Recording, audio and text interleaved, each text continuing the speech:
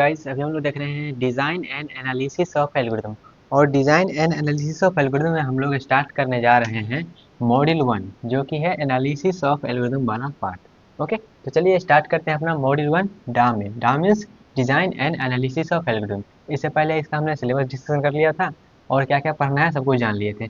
तो मॉड्यूल 1 में हमको पढ़ना है मेनली एनालिसिस ऑफ एल्गोरिथम के बारे में। तो एनालिसिस ऑफ एल्गोरिथम मतलब जैसे हम कोई एल्गोरिथम लिखेंगे और उसके बाद उसका हम एनालिसिस वाला पूरा पार्ट इसमें हम देखने वाले हैं।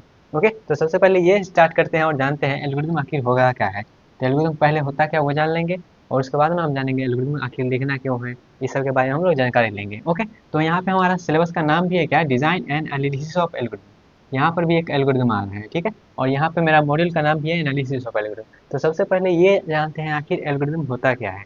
ओके, उसके बाद हम जानेंगे इसको क्यों करना है और क्या है करना है। ओके, तो चलिए सबसे पहले जानते हैं आखिर एल्गोरिथम होता क्या है। तो अगर आप मान लेते हैं सी लैंग्वेज या फिर पहले इसे कहीं पढ़े होंगे एल्गोरिथम के बारे में, तो वहाँ पे पढ़े होंगे क्या, जे हम कोई भी प्रॉब्लम को सॉल्व करने के लिए स्टेप बाय स्टेप जो प्रोसीजर लिखते हैं उसी को एल्गोरिथम बोलते हैं। तो यहाँ पर भी वही आएगा, लेकिन यहाँ पे थोड़ा सा हम स्टैंडर्डाइज को थोड़ा सा बढ़ाएंगे और थोड़ा सा एडवांस में जाएंगे। जैसे कि यहाँ पे हम एल्गोरिथम को डिफाइन करेंगे, an algorithm consist finite number of step to solve any problem. क्या, पहले हम कहते थे क्या, कोई भी प्रॉब्लम को सॉल्व करने के लिए स्टेप बाय स्टेप जो हम लिखेंगे उसको एल्गोरिथम बोलते हैं। लेकिन स्टेप बाय स्टेप जब हम लिखेंगे तो स्टेप बाय स्टेप हम कहाँ तक लिखेंगे, खत्म तो होना चाहिए वो। तो इसलिए यहाँ पे हम थोड़ा जो वो डेफिनेशन था वो डेफिनेशन भी सही है, लेकिन उसका थोड़ा सा और मॉडिफाई वर्जन जो है वो है N algorithm consist finite number of step. ऐसा नहीं है इनफाइनाइट नंबर ऑफ स्टेप पे वो चलते रहे, फाइनाइट नंबर ऑफ स्टेप होना चाहिए कोई भी प्रॉब्लम को सॉल्व करने के लिए। ये मेरा पहला पॉइंट हुआ एल्गोरिथम के रिलेटेड। तो आई होप यहाँ पे पहला पॉइंट जो है वो आपको क्लियर हुआ होगा। क्या एल्गोरिथम क्या है, एल्गोरिथम कोई भी प्रॉब्लम को सॉल्व करने के लिए फाइनाइट नंबर ऑफ स्टेप्स है। क्या, finite number of step, finite word बोलना यहाँ पे जरूरी है। तो फाइनाइट नंबर ऑफ स्टेप्स है उसी कोई भी प्रॉब्लम को सॉल्व करने के लिए, उसको हम एल्गोरिथम बोलेंगे। ओके, अगला पॉइंट पे चलते हैं। अगला पॉइंट हमारे पास है every step involve some operations and each operation must be defined and efficient effective. ठीक है, तो यहाँ पे देखिएगा हम नंबर ऑफ स्टेप्स तो लिख दिए, तो ऐसा नहीं है जो स्टेप्स हम लिख दिए उस स्टेप में कोई काम हो ही नहीं रहा है। स्टेप हम लिख दिए उस काम उस स्टेप में हमारा काम है रिपीट हो जा रहा है। तो ऐसा नहीं करना है हमको, यहाँ पे क्या करना है, जो स्टेप हम लिख रहे हैं स्टेप बाय स्टेप जो हम फाइनाइट नंबर ऑफ स्टेप लिख रहे हैं, वो जितना भी स्टेप लिख रहे हैं वो सभी स्टेप में कुछ ना कुछ ऑपरेशन होना चाहिए, कुछ ना कुछ ऑपरेशन होना चाहिए। और जितना भी ऑपरेशन यहाँ पे हो रहा है वो मस्ट बी डिफिनिट। ऐसा नहीं जो वहाँ पे अनडिफिनिट कोई भी ऑपरेशन लगा दे रहे हैं, वैसा नहीं। और वो जो ऑपरेशन हम लगा रहे हैं उस प्रॉब्लम को सॉल्व करने के लिए, अपने जो भी रिस्पेक्टिव प्रॉब्लम है उसको सॉल्व करने के लिए उसके रिलेटेड इफेक्टिव भी होना चाहिए। ऐसा नहीं जो प्रॉब्लम कुछ और है हम वहाँ पे कुछ और स्टेप लगा रहे हैं, वैसा भी नहीं करना है। ठीक है, तो यहाँ पे पहला पॉइंट था क्या, स्टेप जो हम लिखते हैं फाइनाइट नंबर ऑफ स्टेप। और उसके बाद उसको थोड़ा सा और हम डीप में लेंगे क्या, जो उस finite of number of step में मेरा जो भी ऑपरेशन होगा वो कुछ न, हर एक स्टेप में कुछ ना कुछ ऑपरेशन होना चाहिए। ठीक है, और जो भी ऑपरेशन हो रहा है वो मेरा डिफिनिट और इफेक्टिव होना चाहिए जो प्रॉब्लम है उसके रिस्पेक्ट में। दूसरा पॉइंट क्लियर हुआ, अगला पॉइंट पे चलते हैं। अगला पॉइंट क्या है, एवरी एल्गोरिथम में टेक जीरो और मोर इनपुट। अब यहाँ पे एल्गोरिथम जो मेरा है, हो सकता है ऐसा नहीं जो हमारा इनपुट लेगा ही नहीं, वहाँ पे हो सकता है जो हम एल्गोरिथम लिखे हैं वो एल्गोरिथम हो सकता है इनपुट में कोई इनपुट लेना या फिर इनपुट ले। ठीक है, तो ऐसा नहीं हमको मान के चलना है इनपुट नहीं लेगा। हो सकता है मे टेक जीरो और मोर इनपुट, हो सकता है जीरो इनपुट ले या फिर हो सकता है ज़्यादा इनपुट ले, एक दो ले तीन चार, जैसा वहाँ पे हमको रिक्वायरमेंट होगा उतना इनपुट ले। और तो हमको एल्गोरिथम में ये भी ध्यान रखना होगा, जो भी एल्गोरिथम हम बना रहे हैं हो सकता है वो, अगर मान लेते हैं वहाँ पे इनपुट लेने का जरूरी है तो इनपुट लेगा, नहीं जरूरी है तो नहीं लेगा। ओके, तो यहाँ पे 3 पॉइंट हो गया।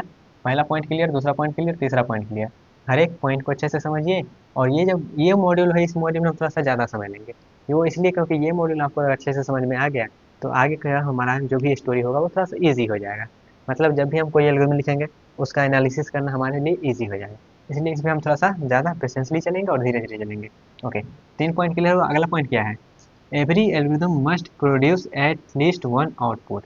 तो जितना भी मेरा एल्गोरिथम है, जो भी एल्गोरिथम लिखेंगे वो कम से कम एक आउटपुट तो देना ही चाहिए, कम से कम तो एक आउटपुट देना ही चाहिए। ऐसा नहीं जो एल्गोरिथम हम लिखते हैं और उसका कोई आउटपुट ही नहीं आ रहा है, तो वो एल्गोरिथम का कोई ना एक मिनिमम एक आउटपुट आना ही चाहिए, एटलीस्ट वन आउटपुट। तो ये भी पॉइंट होना चाहिए एल्गोरिथम के रिलेटेड।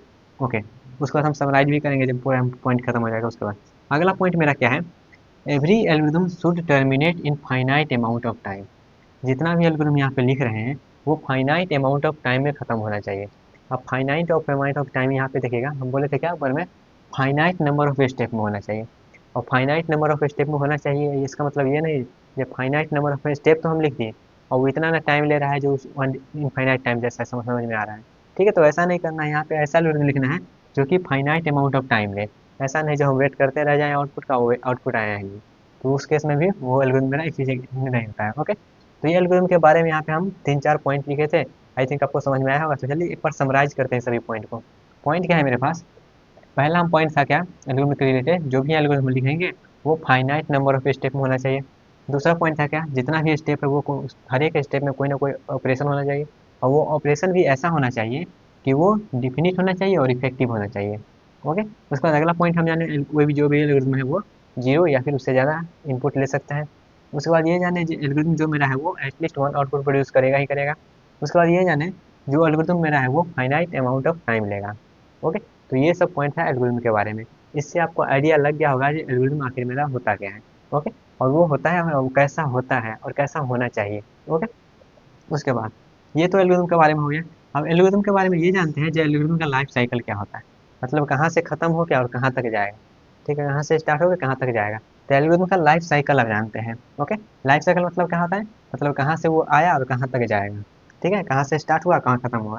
तो एल्गोरिथम का लाइफ साइकिल का बात करें तो यहाँ पे सबसे पहला स्टेप में जो मेरा होगा, सबसे पहला स्टेप में एल्गोरिथम होता क्या है, एल्गोरिथम मेरा क्या होता है, स्टेप वन। एल्गोरिथम में क्या होता है, एल्गोरिथम मेरा होता है कोई भी प्रॉब्लम को सॉल्व करने के लिए जो हमारा फाइनाइट नंबर ऑफ स्टेप होता है उसको एल्गोरिथम बोलते हैं। तो यहाँ पे कोई भी प्रॉब्लम को सॉल्व करने के लिए तो सबसे पहले हमको ये भी तो मालूम होना चाहिए प्रॉब्लम आखिर है क्या। तो सबसे पहला जो स्टेप मेरा होता है वो होता है प्रॉब्लम डेफिनीशन, मतलब प्रॉब्लम क्या है उसके डेफिनीशन को हमको समझना है।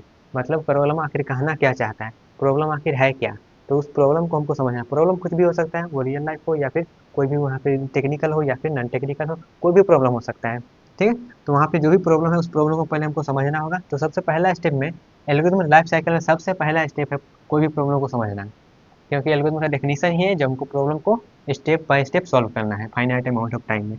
तो सबसे पहले ये भी समझना होगा एल्गोरिथम आखिर है क्या, और यहाँ पे जो प्रॉब्लम है उस प्रॉब्लम का डेफिनेशन समझना होगा। तो सबसे पहला स्टेप आपको क्लियर हुआ, step one problem definition. Okay, अब अगला स्टेप में आते हैं। अब हमको प्रॉब्लम डिफाइन हो गया, जब हमको समझ में आ गया ये प्रॉब्लम है, और जब वो प्रॉब्लम समझ में आ गया है जो ऐसा ऐसा प्रॉब्लम है, तो उस प्रॉब्लम को सॉल्व करने के लिए क्या क्या रिक्वायरमेंट होगा वो हमको मालूम करना चाहिए, वो मालूम होना चाहिए। जो भी प्रॉब्लम हमको मिला है उस प्रॉब्लम तो समझ गए हैं ये मेरा प्रॉब्लम है, और उस प्रॉब्लम को सॉल्व करने के क्या क्या रिक्वायरमेंट होगा वो रिक्वायरमेंट भी मालूम होना चाहिए। तो स्टेप टू में मेरा क्या है, स्टेप टू में मेरा है रिक्वायरमेंट, उस प्रॉब्लम को सॉल्व करने के लिए क्या क्या रिक्वायरमेंट है, तो ये मेरा अगला स्टेप है। ओके, तो एल्गोरिथम लाइफ साइकिल में यहाँ पे देखिए थोड़ा सा ध्यान से समझते जाइएगा। सबसे पहले हम प्रॉब्लम को डिफाइन कर लिए, जहाँ प्रॉब्लम मेरा आखिर है क्या समझ लिए।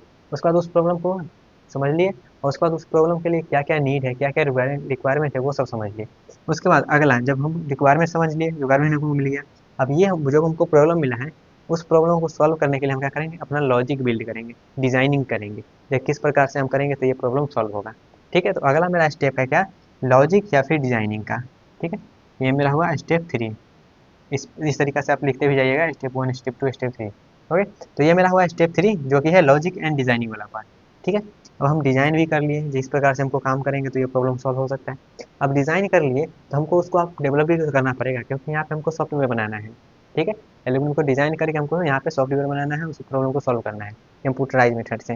ओके, तो यहाँ पे हमको उसको डेवलप भी करना पड़ेगा। तो यहाँ पे जो भी हम एल्गोरिथम लिखे हैं उसको डिजाइन किए हैं, उस डिजाइन को हम कहाँ ले जाएंगे, अपना डेवलप करने के, तो वहाँ पे हम ले जाएंगे आप डेवलपमेंट मेथड में। ये मेरा स्टेप फोर हो गया।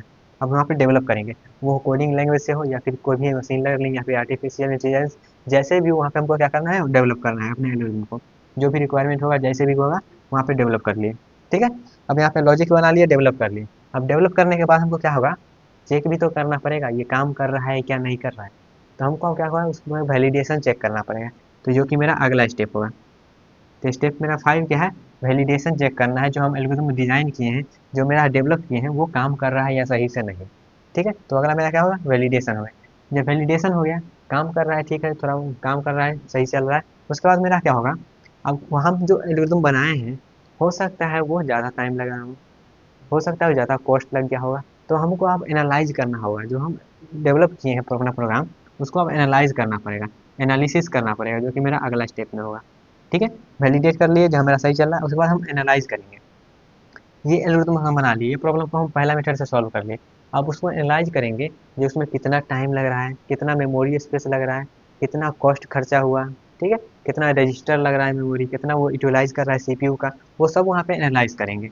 ठीक है, टाइम कितना लग रहा है, कॉस्ट कितना लग रहा है, स्पेस कितना लग रहा है, सब कुछ वहाँ पे हम एनालिसिस वाले में पार्ट में जाएंगे। ठीक है, जो कि मेरा स्टेप 6 है। अब ये ठीक है। अब वहाँ पे हम क्या किए, एनालिसिस भी कर लिए, वैलिडेशन भी चेक कर लिए, इस तरीके से हम काम करेंगे तो अपना चेक हो गया। अब उसके बाद क्या करेंगे, इम्प्लीमेंट कर देंगे। ठीक है, उसके बाद हम इम्प्लीमेंट कर देंगे। ठीक है, उसके बाद यहाँ पे हम इम्प्लीमेंट कर देंगे, तो जो कि मेरा स्टेप 7 में है। स्टेप 7 में यहाँ पे हम क्या किए थे, एल्गोरिथम डेवलप किए थे। यहाँ पे हम एल्गोरिथम डेवलप, यहाँ पे हम क्या करेंगे, कोडिंग करेंगे। यहाँ पे क्या किए थे, एल्गोरिथम हम किए थे। ठीक है, यहाँ पे हम एल्गोरिथम डेवलप सबसे पहले लॉजिक डिजाइन किए जाए, इस प्रकार से हम काम करेंगे। और उसके बाद यहाँ पे लॉजिक बनाने के बाद हम क्या किए, उस जो भी हम किए थे एल्गोरिथम को, लॉजिक को डिजाइन किए थे, उस लॉजिक को हम क्या किए, यहाँ पे एल्गोरिथम के मेथड पे ये स्टेप करेंगे, ये स्टेप करेंगे, तो वहाँ से हम क्या किए, वहाँ से हम उस एल्गोरिथम का डिजाइनिंग कर लिए। उस डिजाइन करने के बाद वहाँ पे हम उस एल्गोरिथम में क्या किए, अपना काम करा के देखेंगे जो मेरा काम हो रहा है कि नहीं हो रहा है। तो वहाँ पे वैलिडेट भी कर लिया, वैलिडेट करने के बाद इस एल्गोरिथम के लिए मेरा एनालिसिस करेंगे, जिसमें कितना खर्चा आएगा, कितना क्या होगा, कितना टाइम लेगा, सब कुछ यहाँ पे चेक कर लेंगे। और सब कुछ अगर सही सही चल रहा है तो उसको हम क्या करेंगे, कोडिंग इंप्लीमेंट करेंगे। ठीक है, उसका हम इम्प्लीमेंटेशन कर लेंगे। ये मेरा स्टेप 7 था। और इम्प्लीमेंट करने के बाद हमको क्या करेंगे, वहाँ पे टेस्ट करेंगे और डिबग करेंगे। ठीक है, स्टेप 8 में मेरा क्या है, टेस्टिंग एंड डिबगिंग। जो हम इम्प्लीमेंट किए उसको हम टेस्ट करेंगे सही से काम कर रहा है कि नहीं, और सही से काम कर रहा है उसको हम डिबग करेंगे जो वो कैसे काम कर रहा है। ठीक है, तो ये था मेरा एल्गोरिथम का लाइफ साइकिल। फिर से एक बार रिपीट कर देते हैं। सबसे पहले हम क्या किए, प्रॉब्लम को डिफाइन किए। प्रॉब्लम को डिफाइन करने के बाद हम रिक्वायरमेंट देखे, रिक्वायरमेंट के बाद हम उसको लॉजिक देखे, लॉजिक देखने के बाद हम एल्गोरिथम डेवलप किए। एल्गोरिथम डेवलप करने के बाद वहाँ पे वैलिडेशन देखे, जहाँ एल्गोरिथम जो लिखे हैं वो वैलिड है कि नहीं, वो काम कर रहा है कि नहीं, वो के वैलिडेशन देखने के बाद हम ये देखे जो एल्गोरिथम हम डिजाइन किए हैं वो कितना खर्चा लेगा, कितना टाइम लेगा, कितना मेमोरी लेगा, वो एनालिसिस वाला पार्ट देख लिए। एनालिसिस के बाद हम उसका इम्प्लीमेंट कर लिए, इम्प्लीमेंट के बाद हम उसका टेस्टिंग एंड डिबगिंग कर लिए। ठीक है, ये मेरा एल्गोरिथम का लाइफ साइकिल था। अब ये हम बताने का यहाँ पे मकसद क्या था, तो यहाँ पे design and analysis of algorithm वाला मेरा क्या है, सब्जेक्ट का नाम है क्या, design and analysis of algorithm. तो एनालिसिस ऑफ एल्गोरिथम में यहाँ पे आपको एनालिसिस वाला पार्ट दिख रहा होगा, तो ये आपके लिए इंपॉर्टेंट पार्ट है। एल्गोरिथम के लाइफ साइकिल में ये वाला पार्ट आपके लिए इंपॉर्टेंट है। ये पार्ट आपको पढ़ना है इस एल्गोरिथम में। उसके बाद यहाँ क्या था, design and analysis of algorithm. तो एनालिसिस तो हो गया, अब डिजाइन वाला पार्ट कहाँ था, डिजाइन वाला पार्ट मेरा यहाँ पे था, डिज़ाइन वाला पार्ट मेरा यहाँ पे था। तो ये पार्ट और ये पार्ट आपको design and analysis of algorithm में पढ़ना है। क्या, एल्गोरिथम ऑफ लाइफ साइकिल में आपको लॉजिक वाला पार्ट पढ़ना है, कैसे डिज़ाइन करेंगे, और जो हम डिज़ाइन किए हैं उसका एनालिसिस वाला पार्ट को आपको पढ़ना पड़ेगा। ठीक है, यहाँ पे डेवलप कैसे करना है एल्गोरिथम वो नहीं समझना है, वैलिडेशन चेक नहीं करना है आपको, इंप्लीमेंट नहीं करना है, टेस्टिंग डिबगिंग नहीं करना है, प्रॉब्लम का डेफिनेशन आपको समझना है, और रिक्वायरमेंट वगैरह भी आपको नहीं जाना है। सिर्फ आपको जो प्रॉब्लम है उसका यहाँ पे लॉजिक डिज़ाइन करना है, और लॉजिक डिज़ाइन करने के बाद आपको यहाँ पे उसका एनालिसिस वाला पार्ट परफॉर्म करना है। ठीक है, ये यहाँ पे ये दो चीज़ आपका इंपॉर्टेंट है, क्या, एनालिसिस और लॉजिक वाला पार्ट। तो सबसे पहले हम एनालिसिस वाला पार्ट देख रहे हैं जो कि मेरा एनालिसिस ऑफ एल्गोरिथम मॉड्यूल 1 में पढ़ना है। ठीक है, उसके बाद हम जब मॉड्यूल 1 खत्म हो जाएगा उसके बाद हमें डिजाइनिंग वाला पार्ट पे आएंगे। ठीक है, तो यहाँ पे चलिए, आई थिंक आपको थोड़ा बहुत आइडिया लग जाएगा, तो यहाँ पे पूरा पिक्चर क्लियर हो गया होगा कि हमारा डिजाइन एनालिसिस ऑफ एल्गोरिथम में पढ़ना क्या है और कैसे करना है। ठीक है, तो चलिए स्टार्ट करते हैं अपना एनालिसिस वाला पार्ट में। हमारा जो पहला है वो, उसके बाद एनालिसिस होगा, उसके बाद हम डिजाइन वाला पार्ट पे चलेंगे। ठीक है, जो डिजाइन वाला में जैसे कि डिवाइड एंड कॉन्कर हो गया, डायनेमिक प्रोग्रामिंग, ग्रेडी मेथड हो गया, वो सब यहाँ पे बैक ट्रैकिंग हो गया, ग्राफ वो सब कुछ हम जाएंगे। लेकिन फिलहाल हम एनालिसिस कैसे करेंगे वो समझ लेते हैं। ओके, तो चलिए यहाँ पे एनालिसिस कैसे करना है वो समझने के पहले हम यह करते हैं, एनालिसिस आखिर करना क्यों है वो तो समझना होगा। तो यहाँ पे चलिए समझते हैं सबसे पहले नीड ऑफ एनालिसिस, कि हमको एनालिसिस आखिर करना क्या है। और यहाँ पे हम वाई का आंसर लेंगे, यहाँ पे हम तीन चीज़ का आंसर लेंगे। क्या, यहाँ पे हम आंसर लेंगे वाट, वाई एंड हाउ। तीन चीज़ का आंसर लेंगे, वाट, वाई एंड हाउ। तो यहाँ पे हमारा वाई का आंसर मिल जाएगा, एनालिसिस आखिर हमको करना क्यों है। फिर हम ये जानेंगे एनालिसिस आखिर करना किसका है।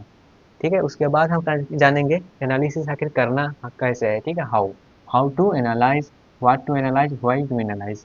ठीक है, तो यहाँ पे सबसे पहले हम जानते हैं नीड ऑफ एनालिसिस में क्यों हमको एनालिसिस करना है। तो क्यों एनालिसिस करना है उसके लिए हम यहाँ पे एग्जाम्पल देते हैं। जैसे मान लेते हैं, एग्जाम्पल में हम लेते हैं, ये मेरा कोई एक प्रॉब्लम था, मेरा एक प्रॉब्लम था, इसको हम सॉल्व किए हैं एल्गोरिथम 1 से, एल्गोरिथम 2 से, एल्गोरिथम 3 से। इस प्रॉब्लम को सॉल्व करने के लिए, कोई भी प्रॉब्लम को सॉल्व करने के लिए मल्टीपल अप्रोच हो सकता है, तो यहाँ पे मल्टीपल अप्रोच लगाएं, और यहाँ पे टोटल 3 मेथड से हम क्या किए, प्रॉब्लम को सॉल्व किए हैं। तीन एल्गोरिदम यहाँ पे डिज़ाइन किए हैं। क्या ये मेरा प्रॉब्लम था, प्रॉब्लम को डिफाइन कर लिए। उसके बाद यहाँ पे हम लॉजिक एंड डिजाइनिंग में क्या किए, यहाँ पे तीन मेथड से हम किए हैं। ठीक है, तीन मेथड से यहाँ पे हम एल्गोरिदम को डेवलप किए हैं। अब इस तीन मेथड में इस प्रॉब्लम के लिए कौन सूटेबल है, कौन अच्छा है, कौन इफेक्टिव है, वो सब हमको जानना पड़ेगा। तो यहाँ पे ये तीन मेथड में, तीन एल्गोरिदम में सबसे बेस्ट मेथड कौन है इस प्रॉब्लम के लिए, उसको हमको जानने के लिए, उसको कंपेयर करने के लिए हमको एनालिसिस करना पड़ेगा। उसके लिए हमको एनालिसिस का जरूरी पड़ता है। क्यों पता चला, अगर मल्टीपल एल्गोरिदम मेरा है तो कौन एल्गोरिदम बेस्ट केस में, वर्स्ट केस में कौन अच्छा परफॉर्म करेगा इस प्रॉब्लम के लिए, उसी को एनालिसिस वाला पार्ट समझते हैं। ठीक है, तो यहाँ पे सबसे पहला पॉइंट लिखा गया क्या, performance comparison to find out effective solution. ठीक है, कौन इफेक्टिव सोल्यूशन है, कौन अच्छा सोल्यूशन है, कौन अच्छा एल्गोरिदम है, उसको कंपेयर करने के लिए, परफॉर्मेंस कंपेयर करने के लिए, आपस में कंपेरिजन करने के लिए हमको इन एनालिसिस का नीड पड़ता है। ठीक है, पहला पॉइंट क्लियर हो। उसके बाद टू डिटरमाइन रिसोर्स कंजप्शन, जैसे मान लेते हैं ये तीन एल्गोरिदम है, इस तीन एल्गोरिदम में हो सकता है A1 ज़्यादा टाइम लेता हो सकता है A2 जो है वो ज़्यादा मेमोरी लेता होगा, हो सकता है A3 जो है वो ज़्यादा कंप्यूटर का जो रिसोर्स है उसको ज़्यादा यूज करता होगा। तो यहाँ पे हो सकता है कौन अच्छा है, यहाँ पे किस केस में देखना है। अगर टाइम के केस में देखेंगे तो A1 कम टाइम ले रहा है अगर, तो वहाँ पे A1 अच्छा हो जाएगा। अगर मेमोरी के केस में देंगे और देखेंगे अगर A2 कम मेमोरी ले रहा है तो वो अच्छा हो जाएगा। तो यहाँ पे हम डिटरमाइन करेंगे क्या, जो कौन सा रिसोर्स ज़्यादा कंजप्शन हो रहा है, जैसे कि टाइम हो गया, स्पेस हो गया, रजिस्टर हो गया, कॉस्ट हो गया, और किसको बनाने में कितना खर्चा आएगा वो सब भी देखना पड़ेगा। ठीक है, तो इसके लिए भी हमको क्या करना पड़ता है, एनालाइज करना पड़ता है कि कौन एल्गोरिथम कितना टाइम लेगा, कितना खर्चा लेगा, क्या करेगा नहीं करेगा, सब कुछ। ओके, तो आई थिंक आपको जवाब मिल गया होगा कि हमको एनालिसिस आखिर करना क्यों है। ठीक है, वाई टू एनालाइज, वाई का आंसर आपको मिल गया होगा, हमको एनालिसिस करना क्या है। अब यहाँ पे देखते हैं एनालिसिस करना क्या है, वो तो समझ गए। अब क्या चीज़ का एनालिसिस करना है, क्या चीज़ का एनालिसिस करना है, उसके लिए यहाँ पे हम एग्जांपल भी देते हैं। क्या यहाँ पे हो सकता है टाइम ज़्यादा ले रहा होगा, अगर टाइम यहाँ पे देखिएगा, जैसे यहाँ पे हम टाइम का एग्जांपल लेते हैं, अगर टाइम तो हो सकता है ये देखेंगे, इसके लिए टाइम देखेंगे, इसके लिए टाइम देखेंगे और इसके लिए टाइम देखेंगे कि कौन कम टाइम ले रहा है। क्योंकि हमको जहाँ पे मान लेते हैं आप चाहते होंगे कम टाइम में हम ज़्यादा काम कर ले, कम टाइम में कहीं पर पहुँच जाए, तो यहाँ पे टाइम देखेंगे तो ये कौन सा एल्गोरिथम कितना कम टाइम ले रहा है वो अच्छा होगा। तो यहाँ पे टाइम भी दे सकते हैं। वो हो सकता है यहाँ पे हम मेमोरी के केस में देख लेंगे, वो मेमोरी। ठीक है, तो यहाँ पे हम देख लेते हैं मेमोरी। अगर मेमोरी के केस में देखेंगे तो फिर से यहाँ पे इसके लिए देखेंगे, फिर से इसके लिए देखेंगे, यहाँ पे जितना भी एल्गोरिथम है उसके लिए मेमोरी के वाला के लिए देखेंगे, तो हो सकता है मेमोरी के केस में देखेंगे। तो आपको यहाँ पे जब देखिएगा आपके जो सिलेबस में है वो हम टाइम और मेमोरी को ही देखेंगे, मैक्सिमम हम टाइम को ही देखते हैं और मेमोरी को ही देखते हैं। ठीक है, तो टाइम को देखते हैं उसको बोलते हैं टाइम कम्प्लेक्सिटी, और मेमोरी को जहाँ पे देखेंगे उसको बोलते हैं स्पेस कम्प्लेक्सिटी। ठीक है, जहाँ पर भी टाइम देखेंगे उसको बोलेंगे टाइम कम्प्लेक्सिटी एनालिसिस, और जहाँ पर भी मेमोरी का हम बात करेंगे वहाँ पे हम बोलेंगे स्पेस कम्प्लेक्सिटी एनालिसिस। ओके, तो यहाँ पे टाइम कम्प्लेक्सिटी का मतलब क्या है, time complexity of algorithm quantify the amount of time taken by algorithm to run as a function of input. जितना भी हम इनपुट साइज दे रहे हैं उसको रन करने के लिए यहाँ पे टाइम कितना लग रहा है उसको बोलते हैं टाइम कम्प्लेक्सिटी।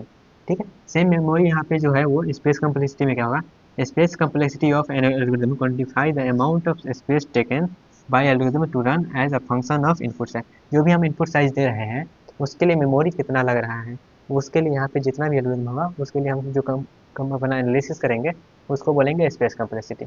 ओके, तो यहाँ पे आपको दो चीज़ का जवाब मिल गया होगा, क्या, व्हाट एंड वाई का। क्यों हम एनालिसिस करते हैं उसका जवाब आपको मिल गया, क्यों करना है, क्योंकि यहाँ पे कंपेरिजन होगा, करना पड़ेगा जो कौन इसके लिए अच्छा है। और किसका एनालिसिस करना पड़ेगा, तो आपको सिलेबस में देखिएगा तो टाइम और स्पेस, और भी चीज़ का एनालिसिस हो सकता है जैसा हमको रिक्वायरमेंट होगा वैसा, लेकिन आपके सिलेबस में टाइम और स्पेस को पढ़ना है। ठीक है, जब हम टाइम को एनालिसिस करेंगे और स्पेस को एनालिसिस करेंगे, यहाँ पे रजिस्टर भी है, कॉस्ट भी है, और भी बहुत चीज़ होता है, लेकिन यहाँ पे आपको मेनली दो चीज़ के बारे में पढ़ना है, टाइम और स्पेस के बारे में। टाइम को पढ़िएगा उसको टाइम कम्प्लेक्सिटी बोलेंगे, स्पेस के बारे में आप एनालिसिस करिएगा उसको बोलेंगे स्पेस कम्प्लेक्सिटी एनालिसिस। ओके, तो आई होप अब यहाँ पे आपको दो चीज़ का जवाब मिल गया होगा। और तीसरा जो है हाउ टू एनालाइज, अब हम एनालिसिस कैसे करेंगे उसको हम देखेंगे आगे से, अगले जो भी लेक्चर आएगा उसमें हम देखेंगे हाउ टू एनालाइज। ओके, तो यहाँ पे कंक्लूड करते हैं अपने लेक्चर को, और यहाँ पे क्या क्या हम अभी पढ़े हैं वो समझते हैं। तो मॉड्यूल 1 को हम स्टार्ट किए थे, और मॉड्यूल 1 में हम सबसे पहले ये देखे हैं कि एनालिसिस ऑफ एल्गोरिथम में मेरा क्या है, एल्गोरिथम टर्म आ रहा है। तो एल्गोरिथम टर्म आ रहा है तो हम सबसे पहले एल्गोरिथम क्या होता है वो समझें। उसके बाद एल्गोरिथम का लाइफ साइकिल क्या होता है, जिससे हम अपने जो सिलेबस में है उसको यहाँ पे डिस्कस किए। उसके बाद हम ये जाने कि हमको एनालिसिस करना क्यों है। ओके, एनालिसिस करना क्या है, क्यों है वो समझे, और क्या चीज़ का एनालिसिस करना है वो समझे, और आगे हम जानेंगे आखिर हम एनालिसिस करते कैसे हैं। ओके, तो यहाँ पे चलिए, आई थिंक आपको सब कुछ समझ में आ गया होगा अच्छे से। तो फिर भी इससे रिलेटेड कोई भी डाउट रह जाता है तो कमेंट बॉक्स में आप पूछ सकते हैं। मिलते हैं आज अपने अगले सेक्शन में, तब तक के लिए bye, tata, take care, all the best.